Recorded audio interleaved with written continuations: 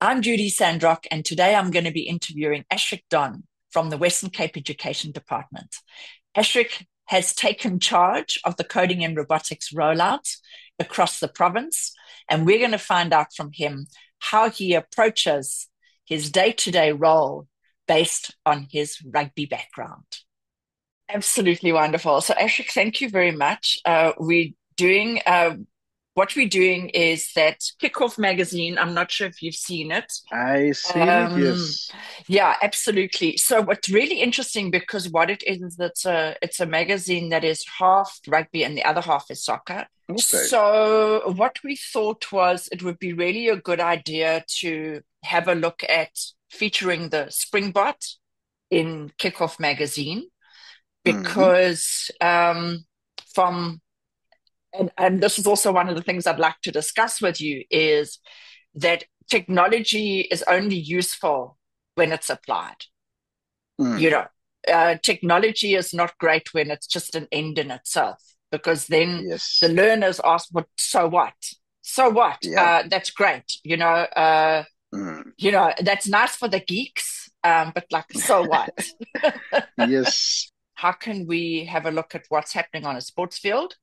And how can we also combine that with what's happening in the classroom? How can we get those techno geeks in the classroom out onto the field? And how can we get those on the field to realize that technology can actually give them a competitive advantage? So, Ashik, I'd like to start with, please, if you wouldn't mind introducing yourself. It's nice to be part of this conversation. My name is Ashrik Don. I'm the Deputy Chief Education Specialist for Coding and Robotics at the Western Cape Education Department. One of my roles is the implementation of coding and robotics within our province, but also assist nationally with the implementation and training of all our provincial officers and officials as well. Ashik, from a personal perspective, not only do you have a background in education, but you also have a background in rugby. And so I was just wondering, when you look back on your careers in both education as well as rugby, what are those key moments you feel that shaped your career in terms of rugby and education? Uh, you know, uh, just a backstory in terms of how rugby actually shaped my perception and who I am today as well is if you're one of those not so strong students at school and you discover through sport, okay, but I'm actually good at something. And through that, you build certain values, disciplines, uh, grit not to give up, but to work hard. And you take that same disciplines and values into your schoolwork and you start building that up as well. So, from a personal point of view, sport really shaped me as a person and where I am today came all of those values that I have from not giving up, from teamwork, collaboration, being strategic in what I do, seeing not just the now, but looking ahead to where we want to be and putting things in place. There's all the values and knowledge and skills that I've learned through sport, through working with different people, playing not just in South Africa, but also in the UK, uh, to be adaptable, to not get fluttered when things are not going your way, to stay calm, to stay relaxed, and problem solving on the spot is finding ways to solve a problem. If on a rugby field, take the Springboks with a red card and another red card, uh, 2 Saturdays back to back. On the field, they solve the problem and change their strategy. And that is the skills we can take from the sport field into your work as well. And that is key. Working with people, collaborating with people, that is a big part of what I do within the space that I am, because in the space that we have financial constraints from a government perspective. So, an implementation for coding and robotics is a resource hungry It's a new subject. People don't know how to implement. So there's loads of constraints, and you have to be really strategic on how you're going to approach it. But all of that came directly from rugby and sport and being involved with that. Being resilient, but also being able to adapt your plans on the fly. And I think that is important. That is what happened within your field of STEM and coding and robotics. If you have a problem, how do I solve it? What is my next thing? And that is really transferable skills that is cross-cutting between, if you look at from a STEM perspective, from a sport perspective, that is Mhm. certain values and skills that can really be applied in either way. If you were to introduce yourself to a young rugby player who doesn't know your story, how would you describe your role on the field and also when you're engaging with educators and learners in your current role? What position did you play, and do you still play the same position now, like in the classroom? I think I do. Uh, I played number nine at all the years, and I think starting also on as a flanker when I was very young. Um, I think as a flanker, and the one thing is when your uncle is the coach and your teacher, and he give you certain tasks that you need to do, and if you don't do it, there's something waiting for you later back at home. So learning to tackle and being rough around the edges throw me in as flank, but I played as a scrummer, but I played as a flanker.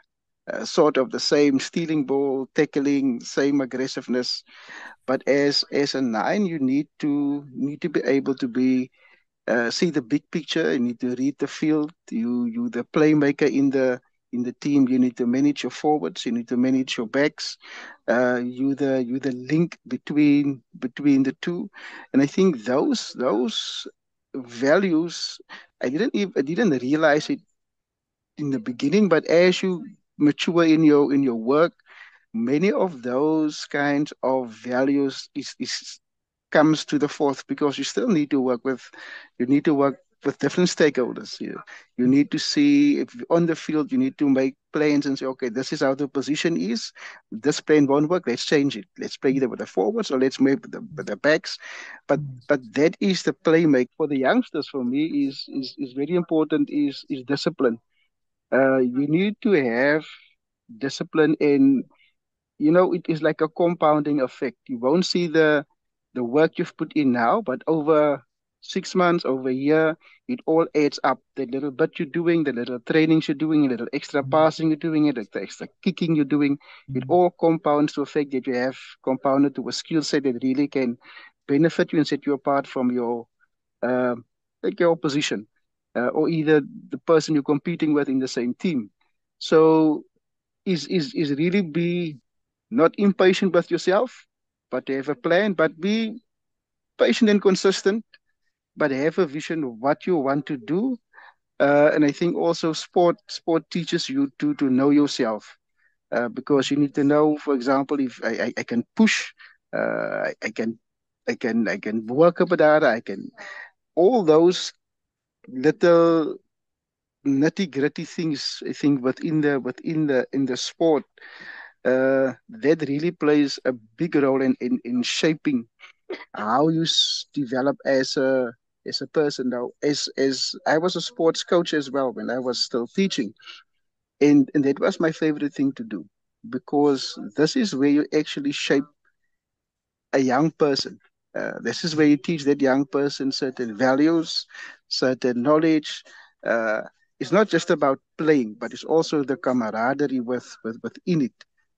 It's the discipline as a group that you have to train the Monday, the Tuesday, the Wednesday, you're playing on the Saturday. It's not about you, it's about the team. There's just so many skill sets that comes with it.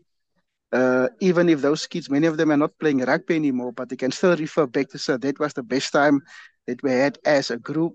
And that is the kind of things that really set apart. So for me, as in coding and robotics, I still am a big uh, person that an advocate for playing sport. If it's rugby, if it's soccer, if it's cricket, but through sport you learn all of those little values and disciplines and grit and not giving up and teamwork and collaboration and problem solving. All of it Mm. team environment. On our field is when we had a coach where they said you have the freedom to make decisions, and I'm still like that. Where you're not boxed into I must do one, two, three, but I can do one, two, three, and I can do something else when the opportunity arises. So, and it Yes. is probably that kind of perception and perspective was not afraid to take a chance, not afraid to take a risk because if you fail, you just adapt and you try again. I think that is very key things for our young people as well. Is not to be afraid to take chances.